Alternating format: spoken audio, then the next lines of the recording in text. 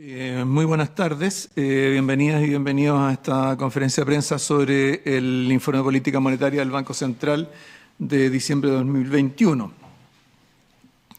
Como ustedes saben, hoy hemos publicado el IPOM de diciembre, el que se presentó a la Comisión de Hacienda del Senado esta mañana. En lo principal, el informe da cuenta de que la actividad económica se ha recuperado más rápido de lo previsto en el 2021, con un crecimiento que estimamos estará entre 11,5 y 12%. Con esto se superan claramente los niveles de actividad previos a la crisis social y a la crisis del COVID-19 y se excede significativamente el nivel potencial del PIB. Esta expansión de la actividad está explicada fundamentalmente por el consumo privado, alimentado por los cuantiosos apoyos fiscales a los hogares y los masivos retiros de ahorros previsionales. Tanto el nivel de actividad que se alcanzará a fin de año como su concentración en consumo privado no son sostenibles en el tiempo y son la principal explicación del importante aumento que hemos visto en la inflación. Desde mediados de 2021, la inflación ha venido elevándose, ubicándose en 6,7% en noviembre. Este exceso de inflación está explicado fundamentalmente por factores locales, en particular el aumento de la demanda interna, y por la depreciación del peso frente al dólar, ligada, entre otros, a la alta incertidumbre local derivada de temas políticos legislativos. Se suman a ello elementos comunes a otros países, como los mayores costos de transporte, cuellos de botella productivos y el aumento de precios de materias primas. La inflación ya se ha transformado en un problema de primer orden en Chile para los hogares y para las empresas, comprimiendo su poder de compra y sus márgenes respectivamente. Se suma a ello el impacto del alza de las tasas de interés de largo plazo sobre el costo y acceso al crédito hipotecario y la valorización del Fondo E de pensiones, que también responden a elementos propios de nuestro país. De esta manera, los riesgos para la economía se han transformado en problemas reales para las personas y para las pequeñas empresas, lo cual es un tema que nos debe preocupar. Para superar esta situación es fundamental el retiro de las políticas fiscales y monetarias altamente expansivas que se aplicaron para enfrentar la crisis. Por ello, luego de detener las compras de nuevos activos y la concesión de nuevos créditos a través de la FCIC, el Consejo del Banco Central ha ido retirando el impulso monetario desde julio de este año. La primera parte de este proceso culminó con la RPM de diciembre, que se realizó ayer, donde la TPM se ubicó por sobre su nivel neutral nominal para la inflación de largo plazo de 3%. En vista de la acumulación de presiones de demanda, la abundancia de liquidez que permanece en manos del público y la probabilidad de que el tipo de cambio real se mantenga por sobre su media histórica, el Banco Central la política monetaria en las próximas reuniones. Con ello se busca asegurar una moderación de la inflación que genere un clima más propicio para la estabilización de la situación económica de hogares y de empresas. El Banco Central permanecerá atento a la evolución de la economía de tal modo de adecuar su política monetaria para asegurar la convergencia de la inflación a 3% en distintos escenarios. Como en otras oportunidades, sin embargo, es importante recordar que el espacio de acción y competencia del Banco Central se ubica preferentemente en el corto plazo, en variables nominales y en el sector financiero, correspondiendo otro tipo de intervenciones al espacio que es propio del Ejecutivo. Ahora, con gusto, voy a pasar a responder sus preguntas, que en este caso han sido bien numerosas. Tengo 4 páginas de preguntas, así que voy a tratar de ser breve y además, por supuesto, compartir con Elías Albagli, gerente de la División de Política Monetaria y economista jefe del banco, algunas de las respuestas. Primero, Felipe Gallegos, de Cooperativa, dice, se explicó que 3/4 de la inflación se explica por fenómenos internos. ¿Puede profundizar mayormente en aquello y la procedencia de dicha inflación es por los retiros? Las principales causas internas del aumento de la inflación corresponden a la expansión del consumo, que ha excedido lo que se había estimado anteriormente. Recordemos que la evolución de las proyecciones de consumo privado para este año han evolucionado desde, si mal no recuerdo, alrededor de 15% en el IPOM de junio, de ahí pasamos a 18% en el IPOM de septiembre y en este último IPOM estamos estimando una expansión del consumo privado de 21% durante este año. Eso, por supuesto, tiene relación con las transferencias y las inyecciones y el acceso a liquidez de los hogares a través de los retiros de fondos de pensiones. Pero lo importante a esta altura, dado que todas esas cosas ya ocurrieron, es que hay un impulso al consumo que ha mostrado ser más persistente de lo que inicialmente se estimaba. Recordemos que para poder proyectar nosotros hemos tenido que tomar cierta evidencia estadística, econométrica sobre la propensión a consumir, pero no es muy fácil estimar propensión a consumir, por ejemplo, cuando hay retiros que pueden ser varias veces el ingreso mensual de una familia, ¿no? Entonces, lo que ha ocurrido es que la disposición a consumir de los hogares ha sido mayor, y dado que todavía hay un volumen importante de liquidez en cuentas corrientes, en cuentas vistas, en efectivo en los hogares, es por esa razón que estimamos que esa dinámica del consumo no solamente ha sido mayor a lo que estimábamos, sino que también se va a prolongar un poco más en el tiempo. El otro factor es el tipo de cambio. El tipo de cambio, ¿cierto?, en la medida que muchos de los productos que consumimos en Chile son productos importados, por supuesto que influye sobre el precio local de esos productos. Ahora, ese traspaso desde tipo de cambio a precios locales es distinto dependiendo de si las causas de la depreciación del peso o del aumento del dólar tienen que ver con factores externos, por ejemplo, que en el mundo en general se esté apreciando el dólar, o que corresponda más bien a factores internos, donde más bien de lo que se trata es que el peso chileno se ha estado depreciando por factores locales. Y en este caso ha primado mucho más lo segundo, y eso ha hecho que, teniendo una devaluación importante en el transcurso de este año, una devaluación del orden del 15%, también una proporción más alta de esa inflación se ha trasladado a precios domésticos. Entonces, la combinación de estos dos factores los que explican estos 3/4 de mayor inflación comparado con 12 meses atrás que hoy día observamos, y el cuarto restante corresponde a estos otros factores de oferta, factores de carácter global. Luego también Felipe Gallegos dice, se confirma una desaceleración del crecimiento económico para 2022 y 2023 respecto a 2021. ¿Podríamos ver tasas negativas en algunos trimestres? ¿En qué escenario asumirá en marzo el próximo gobierno? Aquí hay varias preguntas sobre esto. Algunos agregan el concepto de recesión técnica, como Joaquín Aguilera de la radio Bio Bio, Matthew Malinowski de Bloomberg. Me parece que también lo hace, creo que Carlos Alonso. No está Carlos Alonso. Pamela Cuevas.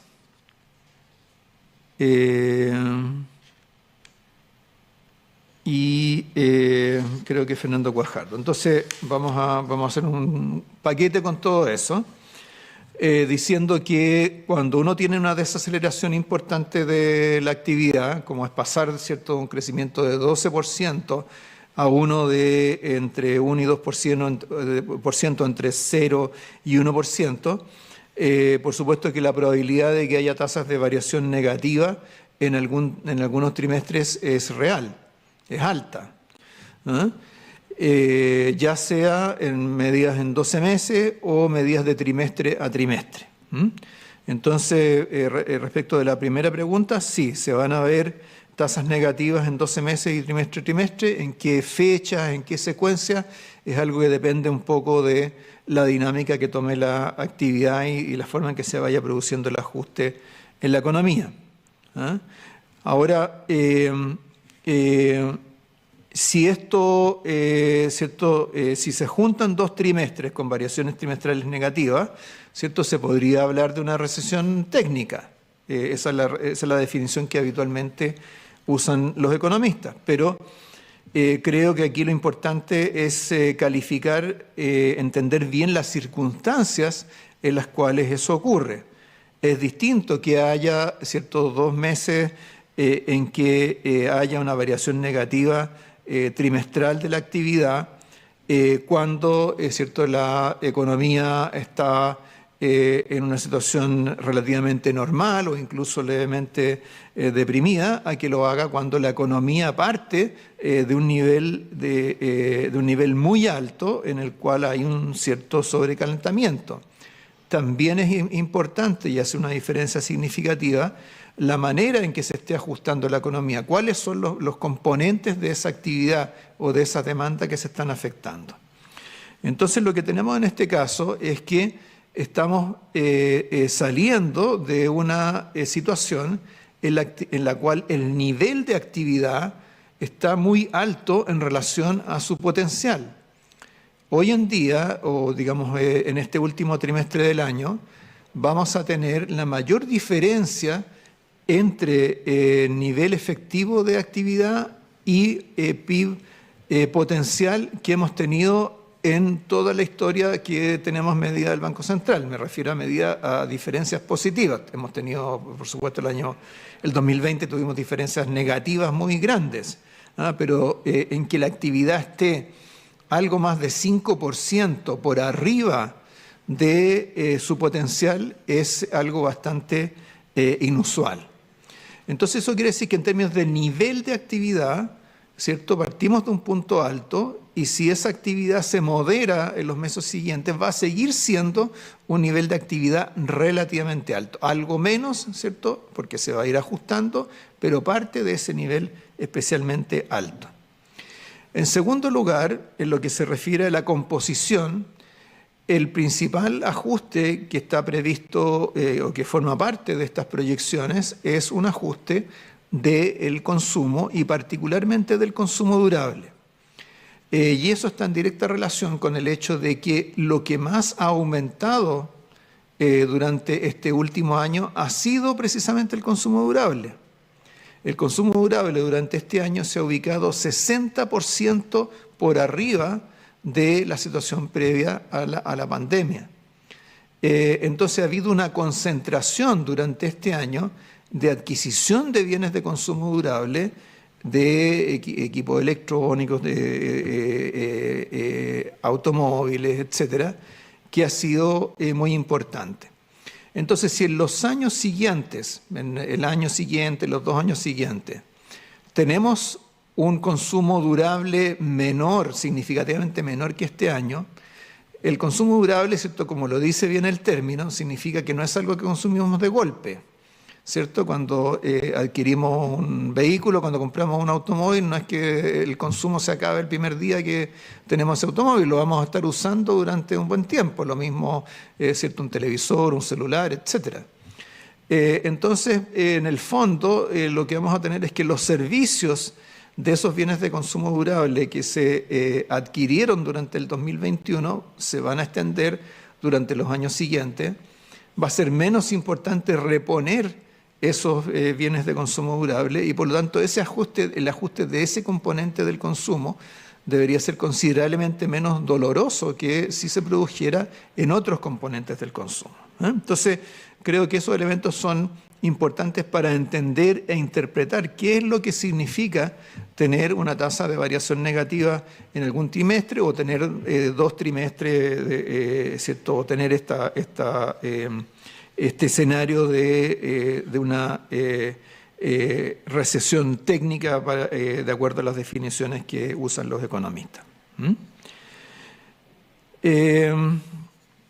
Pero no quiero dejar, habiendo hecho eso, no quiero dejar sin responder la segunda parte de la pregunta de Felipe Gallegos, que dice, ¿cierto?, ¿en qué escenario asumirá en marzo el próximo gobierno? Entonces creo que si seguimos actuando de manera oportuna, el escenario en que va a asumir el próximo gobierno va a ser un escenario en el cual la inflación se va a estar estabilizando. Si vemos las proyecciones de inflación que están en el informe de política monetaria, en lo que se refiere a la inflación total, esta empieza a desacelerar empieza a caer en el segundo trimestre del 2022. Junto con eso deberíamos tener una trayectoria de recuperación del equilibrio macroeconómico. Y además tendríamos un escenario donde los avances que pueda hacer un próximo gobierno en términos de reducción de la incertidumbre, de recuperación de la oferta y de la inversión, de mejoras de la productividad, pueden ser muy importantes, pueden rendir frutos muy importantes. ¿Ah? Entonces, creo que el actuar oportunamente ayuda a que haya un mejor escenario para empezar ese gobierno y, en segundo lugar, ese gobierno va a tener la oportunidad de mejorar las condiciones para que la economía, ¿cierto?, pueda recuperarse más rápidamente y también ayudarnos, ¿cierto?, en el control de la inflación.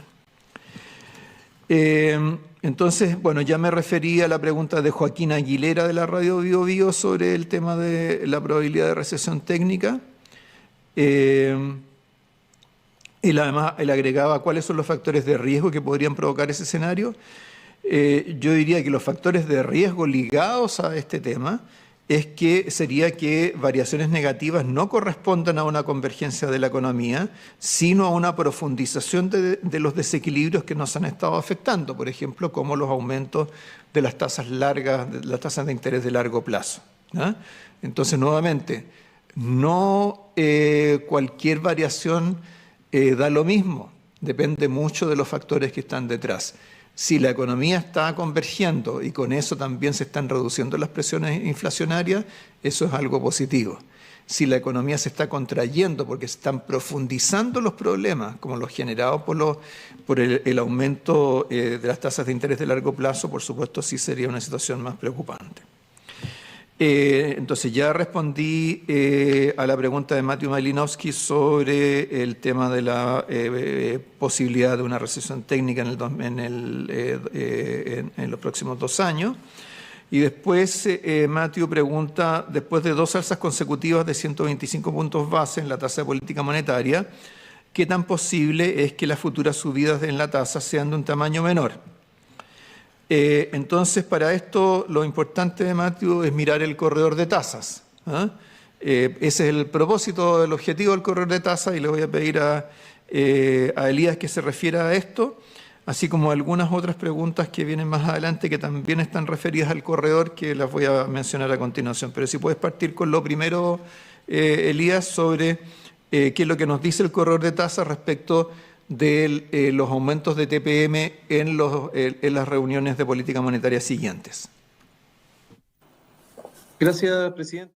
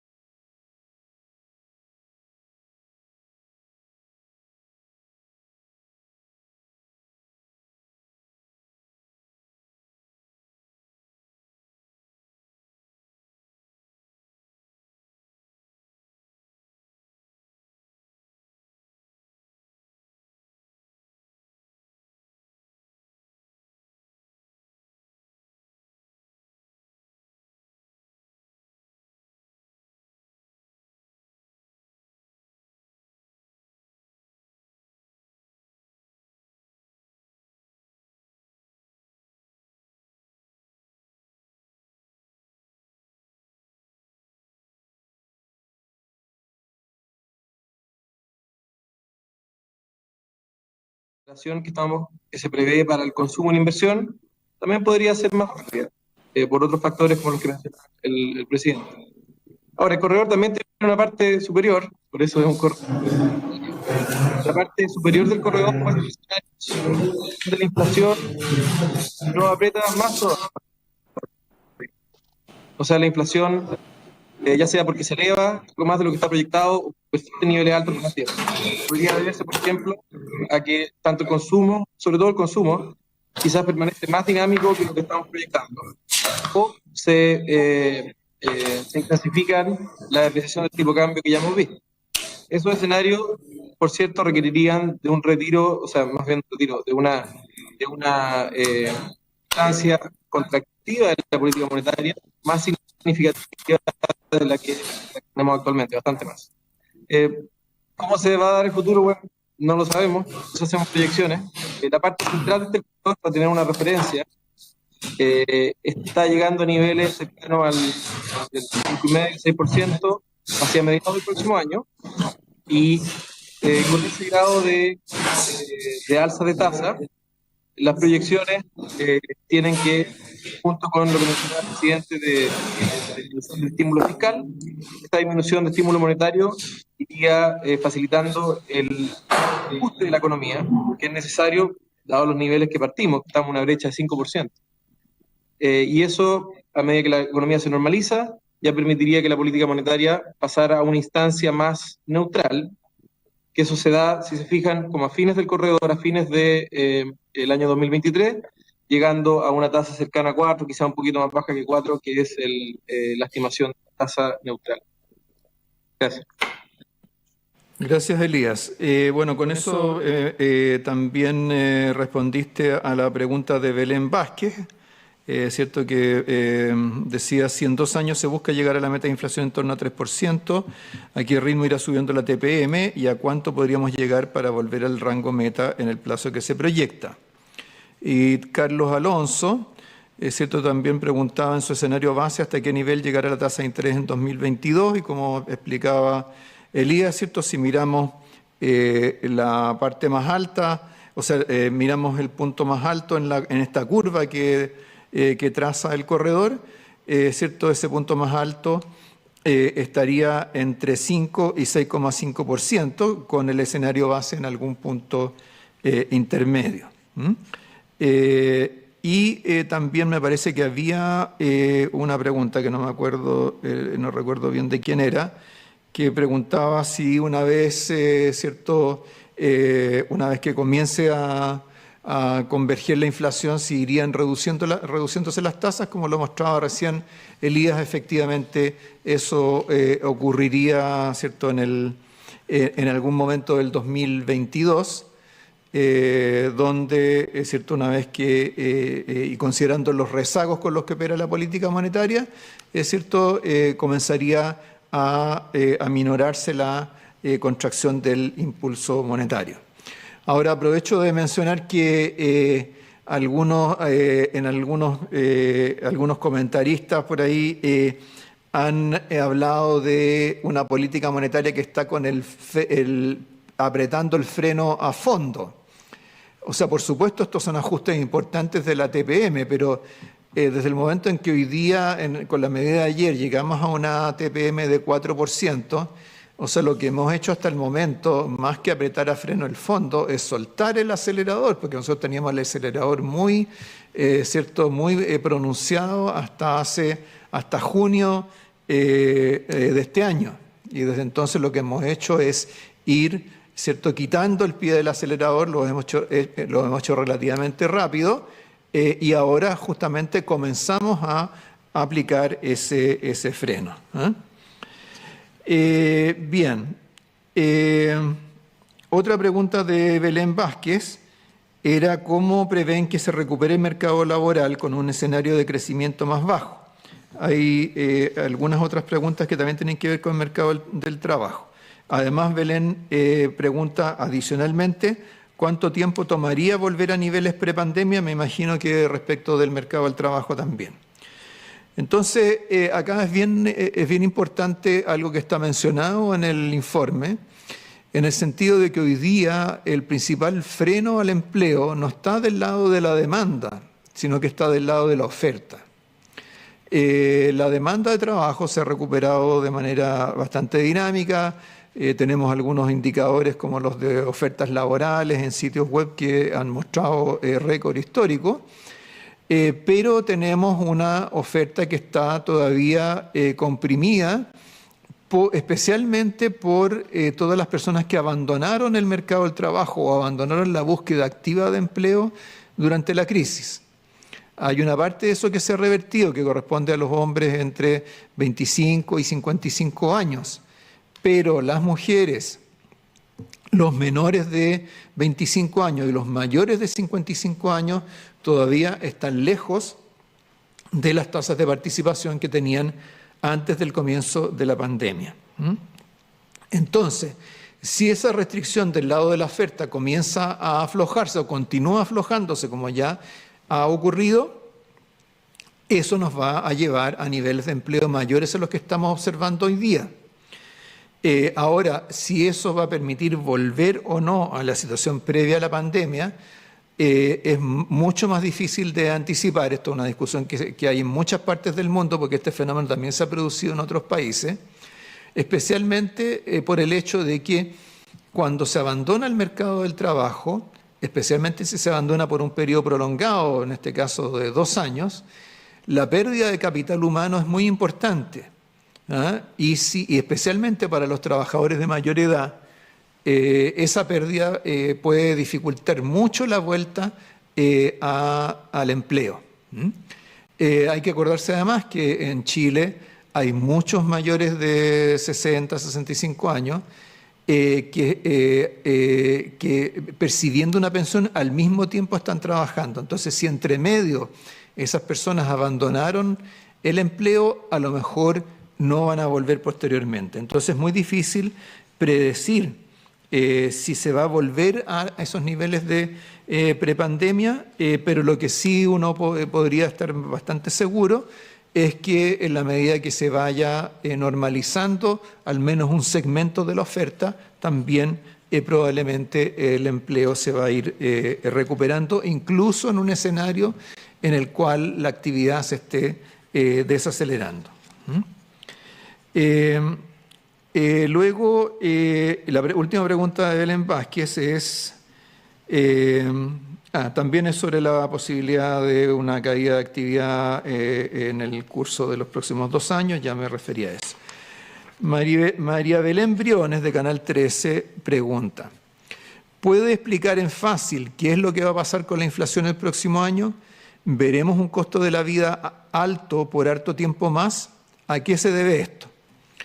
Entonces aquí, primero yo creo que es importante tener en cuenta que cuando las personas hablan o perciben el costo de la vida, no están mirando necesariamente el mismo IPC que miran los economistas.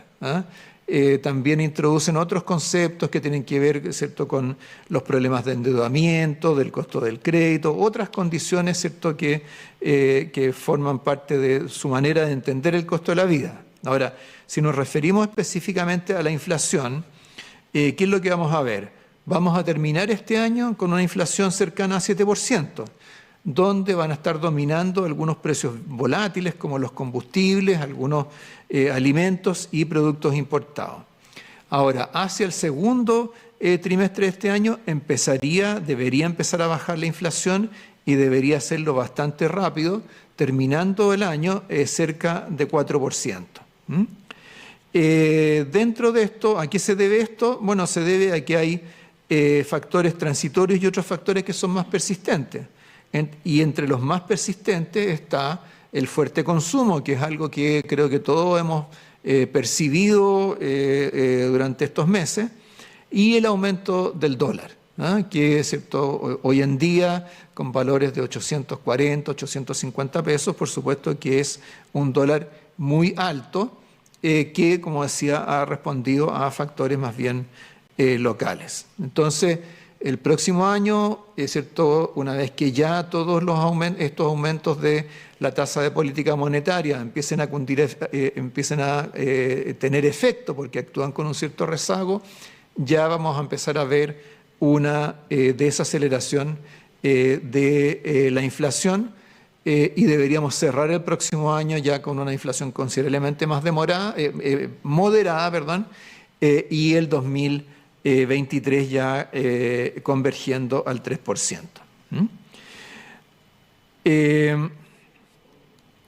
Y justamente era María Belén la que preguntaba, según este IPOM, a finales del próximo año podríamos ver la inflación cediendo y alejándose del 7%, que nos acompañaría gran parte de este periodo. Veríamos como consecuencia también una baja en la tasa de interés. Entonces la respuesta es sí.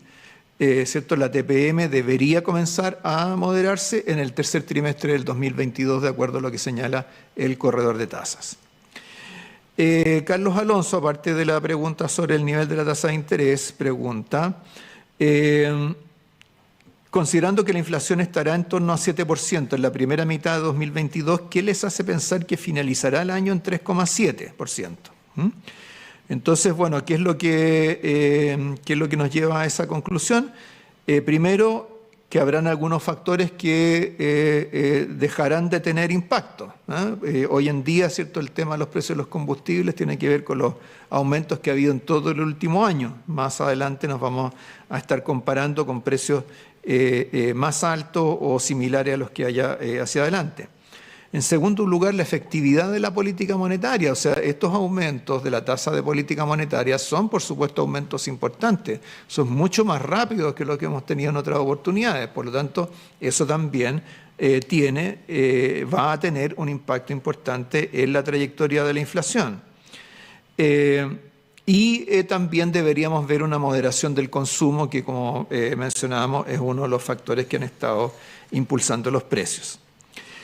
En sus proyecciones para 2022 y 2023, ¿tiene incorporado el cambio de gobierno y las políticas que se podría impulsar en lo económico? La respuesta es que nosotros no simulamos políticas específicas que pueda aprobar un próximo gobierno. La verdad es que, bueno, tenemos la segunda vuelta este fin de semana. De ahí en adelante, ¿cierto?, el presidente electo ya comenzará a trazar algunas líneas sobre lo que sea su gobierno y luego ya asumirá y tomará decisiones. Ese va a ser el momento de incorporar políticas específicas, no cuando todo el proceso electoral todavía está en marcha. Pamela Cuevas también preguntó por el tema de las cifras negativas de actividad en algunos trimestres. También preguntó sobre el tema del empleo, a lo cual ya respondí. Tercero, dice, con este cuadro, ¿ve posible que surjan apoyos universales desde el fisco? Esto más allá de si técnicamente es lo adecuado.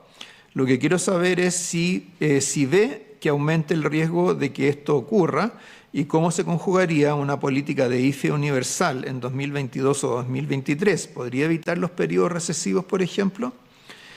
Entonces, respecto de esto, hay que decir que bueno, es evidente que el IFE universal, o el IFE y luego su universalización, surgió en un contexto muy diferente del que podemos vislumbrar para los próximos años, donde su justificación no era solo la caída de actividad o el mayor desempleo, sino que era el hecho de que los confinamientos, las cuarentenas, etcétera, imponían restricciones absolutas al trabajo de muchas personas.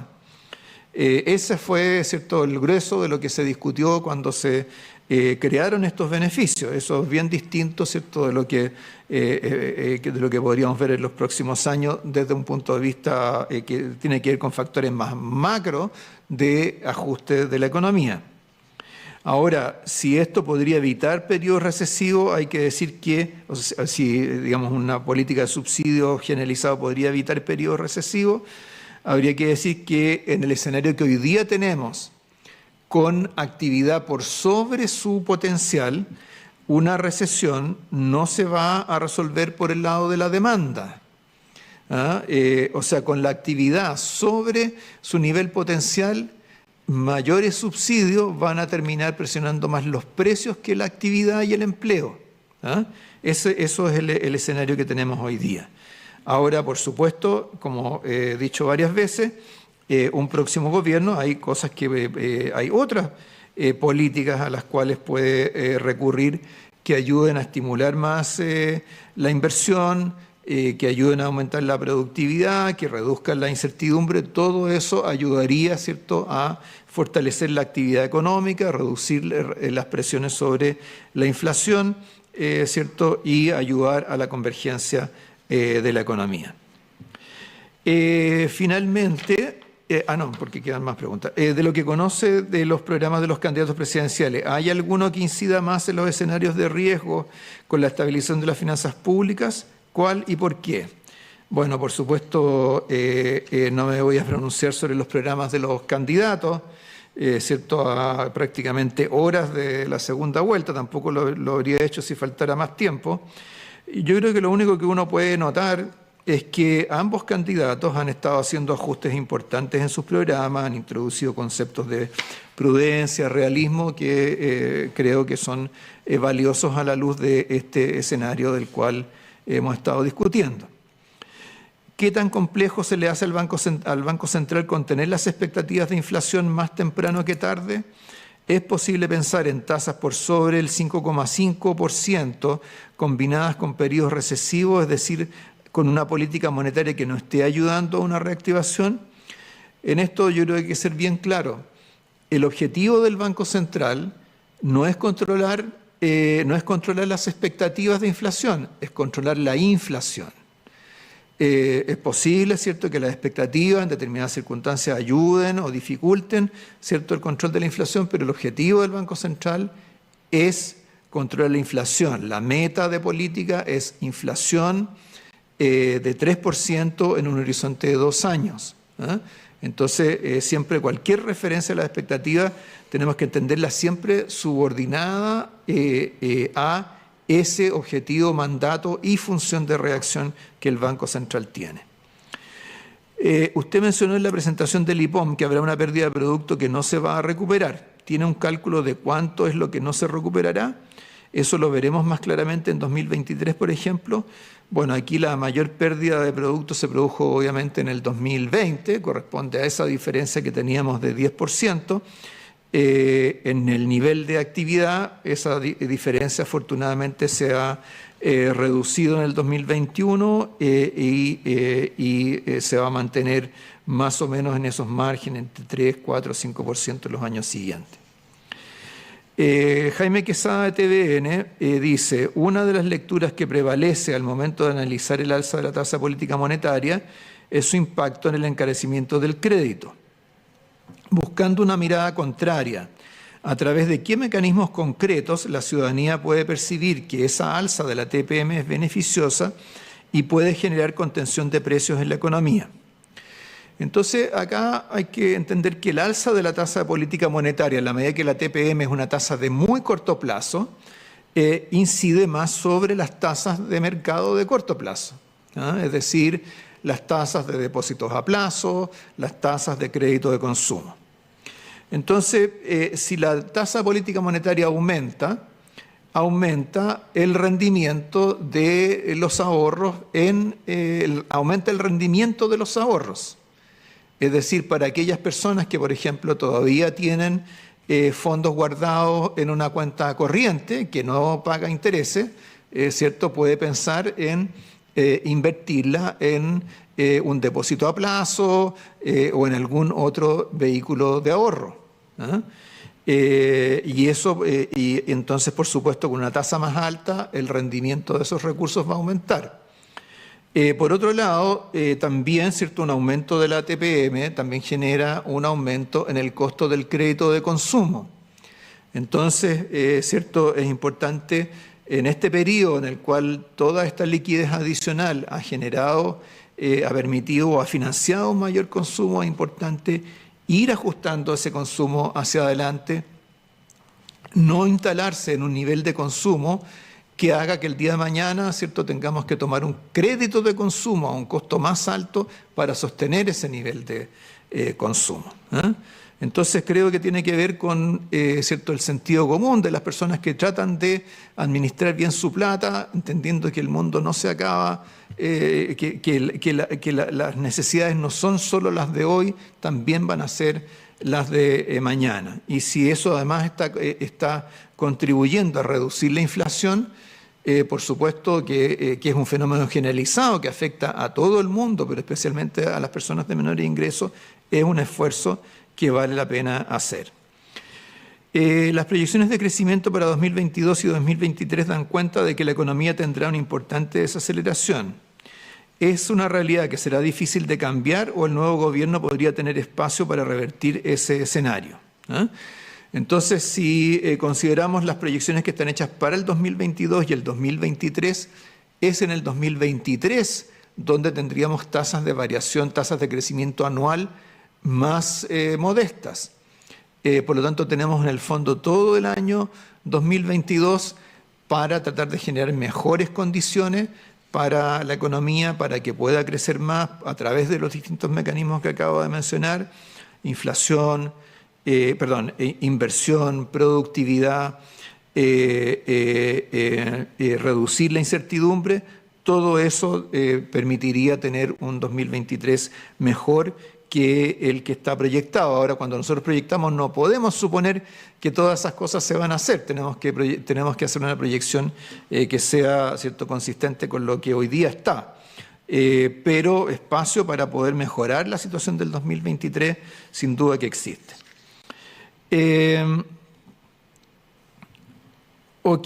Luego hay un par de preguntas sobre tipo de cambio.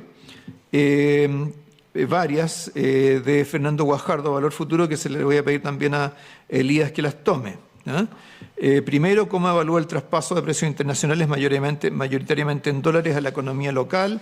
¿Tienen estimaciones de qué porcentaje ya ha sido internalizado por el IPC?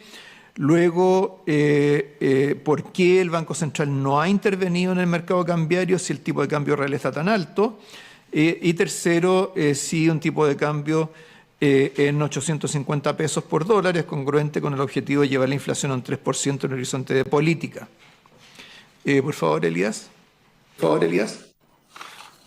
Gracias, presidente. Partiendo con la primera pregunta.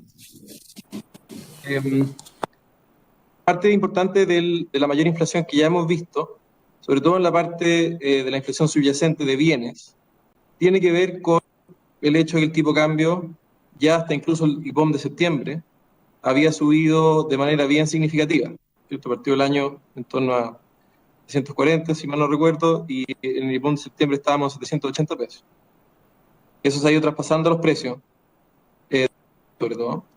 Y respecto de eso tenemos ahora una depreciación de aproximadamente 8% adicional. Ahora, el hecho de que esa depreciación, además, sea de carácter más bien idiosincrático, ¿a qué me refiero con eso? De que no es algo que le esté pasando a todos los países del mundo simplemente porque el dólar está más fuerte afuera. Eso es parte de la historia, pero nosotros nos hemos depreciado mucho más que eso. Y eso tiende a tener un efecto mayor a inflación, porque básicamente no tenemos ningún efecto compensatorio. O sea, para que tengan una intuición de esto, o sea, cuando es el dólar solamente el que se fortalece, se deprecia el peso chileno, pero también se deprecia la moneda, ¿cierto?, en Japón, en Corea. Entonces, cuando nosotros le importamos autos, bajan de precio en dólares. Pero cuando somos nosotros solamente lo que nos depreciamos, o mayormente lo que nos depreciamos, esos compensatorios no están, y por lo tanto el traspaso de la inflación es mayor. Entonces, esta es una pregunta bien importante porque, como el presidente mencionó hace un rato en su respuesta, en los próximos trimestres nosotros tenemos un descenso, o sea, después de subir al 7%, vamos a tener un descenso en la primera parte del próximo año de la inflación total, pero la subyacente, sobre todo la inflación de bienes, va a seguir escalando por un tiempo y va a llegar en torno a niveles entre 6,3 y 6,4% al año. Y eso se debe, además de la alta demanda con que estamos partiendo, a estas presiones cambiarias. Hay una pregunta complicada, pero voy a hacer mi mejor esfuerzo. Respecto a la intervención cambiaria, el Banco Central tiene una política de flotación libre del tipo de cambio. Yo creo que la política le ha hecho muy bien al país en los últimos 20 años, y son muy contadas las excepciones donde es necesario interrumpir esa política e intervenir en el tipo de cambio. Uno de esos episodios se vivió en diciembre del 2019, ¿cierto? Donde había prácticamente un ataque especulativo contra el peso, teníamos una situación de mucha volatilidad intradía, donde se hacía muy difícil para los mercados encontrar precios. Entonces era un mercado muy disfuncional. No es lo que estamos viendo hoy. La depreciación ha sido mucho más, ha tenido volatilidad, pero ha sido más gradual, ha sido más persistente. Estamos en un nivel de tipo de cambio distinto. Eso no es una situación que amerite la intervención cambiaria. Por cierto, tiene implicancias para la inflación, por eso está el encuadre que se está presentando en este IPOM. Pero dentro de las herramientas que tiene el banco más tradicionales, que son simplemente la tasa de interés, en el escenario que se presenta en este IPOM, esos niveles de tipo cambio son coherentes con que la inflación vaya convergiendo a 3%. Ahora, por cierto, en el escenario también está implícito de que esos niveles de tipo cambio irán cediendo, el tipo cambio real no se va a mantener en esos niveles de manera permanente, a medida que la incertidumbre vaya bajando, de que los desajustes de la economía también se vayan cerrando. Creo que con eso respondí todo, pero si me faltó algo, dígamelo, por favor. Gracias. Me comentan, parece que algunos periodistas han comentado que no se escuchó muy bien tu explicación anterior sobre el corredor de tasas. Si pudieras repetirla de manera concisa y cerca del micrófono, creo que vamos a ayudarlos en su pega. Perfecto. Voy a volver a compartir la lámina del corredor. Este corredor lo que muestra son escenarios posibles, partiendo de la situación actual. En la parte baja del corredor se están simulando escenarios donde la inflación cede algo más rápido de lo que tenemos en el escenario central.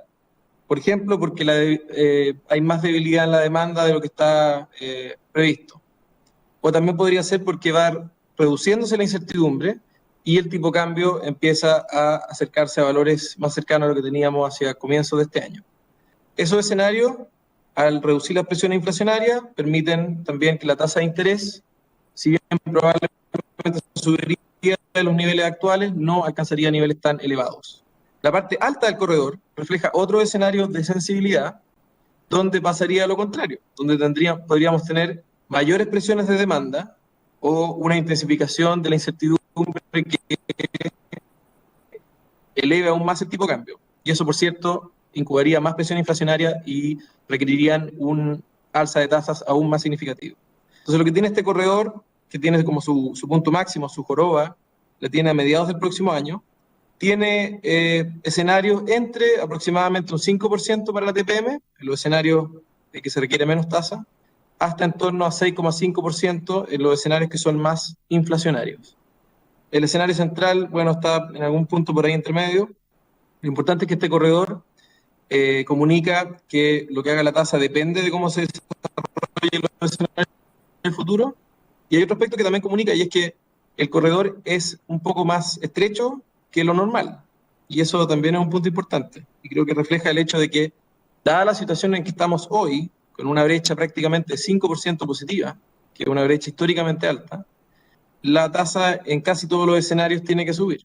Entonces, el corredor es más estrecho de lo que usualmente es, donde hay más opciones para la política monetaria en general. Gracias, Elías. Y para reforzar un punto que tú mencionaste sobre el tipo de cambio, en particular respecto a la pregunta sobre la intervención cambiaria, yo creo que lo que hay que decir es que la principal razón para no intervenir es porque el tipo de cambio que estamos observando está asociado a cambios estructurales que no se resuelven con una intervención cambiaria. O sea, pensemos que, es cierto, con los cambios que hemos tenido en términos del ahorro doméstico, es cierto, vamos a necesitar en el futuro una cuenta corriente más deficitaria para financiar la inversión. Y eso significa otro tipo de cambio. Nosotros podríamos gastarnos todas las reservas, es cierto, tratando de cambiar eso y no lo lograríamos porque es un cambio más estructural en la economía. Entonces, los cambios estructurales hay que hacerlos hay que corregirlos donde corresponden, no a través de las intervenciones cambiarias que, como dice Elías, hasta el momento han estado reservadas para situaciones puntuales donde hay evidencia de algún tipo de especulación o de mucha volatilidad, ¿cierto?, que dificulta la formación de precios, pero la situación actual no corresponde a ninguna de ellas. Por último, Paula Santibáñez, de Valor Futuro, primero pregunta, ¿qué implicancias tuvo el rechazo al cuarto retiro de los fondos de pensiones en la decisión de política monetaria y las proyecciones realizadas en este IPOM? Entonces aquí hay que hacer tenemos que hacer un cierto recuento, porque tenemos que recordar que cuando se discutió el cuarto retiro, Nosotros lo que explicamos en relación a la inflación, en relación a las tasas de interés, al tipo de cambio, era el efecto que ya habían tenido los retiros anteriores, además de las expectativas que se iban formando respecto del cuarto retiro. Pero nosotros nunca hicimos una predicción o una proyección de lo que ocurriría, ¿cierto?, si es que el cuarto retiro se aprobaba. Simplemente decíamos, bueno, es probable que esta situación empeore, ¿ah? Pero ¿cierto?, la evidencia que entregamos en aquel momento tenía que ver con lo ya ocurrido y que se combinaba con la evidencia de que teníamos costos que iban aumentando exponencialmente de un retiro a otro. Ahora, la formación de precios, el tipo de cambio, los precios financieros, no se forman solo cuando las cosas ya ocurren, sino que cuando las cosas se van anticipando. Y si uno sigue uno de los gráficos del IPOM, el de la, no sé si lo puedes poner, Elías, creo que es el gráfico de la tasa larga. Es el gráfico,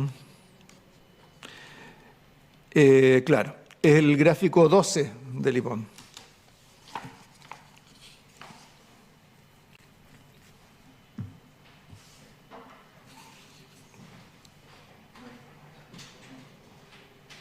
Claro, es el gráfico que está ahí a la derecha, ¿ah? Entonces lo que se puede observar ahí es que los aumentos, hubo importantes aumentos de tasa, en este caso la tasa a 10 años, desde que se inició la tramitación del cuarto retiro hasta más o menos el periodo en que se en que se tomó la anterior decisión de política monetaria en octubre y el rechazo del cuarto retiro en el Senado. Y a partir de ese momento la tasa larga empezó a caer. Entonces, en el fondo, ¿qué es lo que está reflejando eso?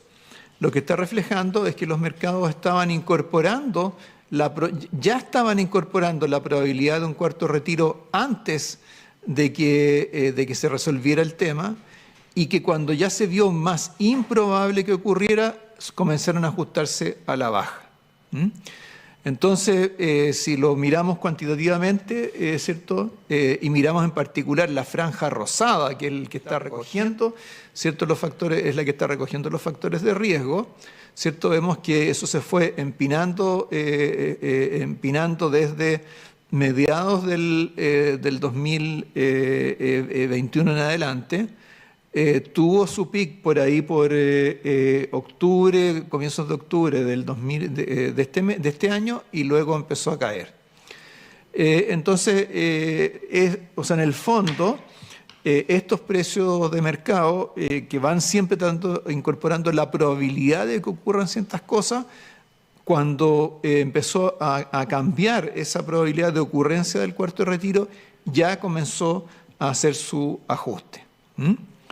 Entonces, en términos de las implicancias para la decisión de política monetaria en esta reunión, básicamente lo que ha ocurrido es que desde el IPOM de septiembre al IPOM actual, un factor de riesgo que teníamos, o sea, un escenario alternativo que teníamos en el IPOM de septiembre, que era un escenario que incluía un cuarto retiro, ese escenario ha dejado de tener relevancia, ha ido desapareciendo de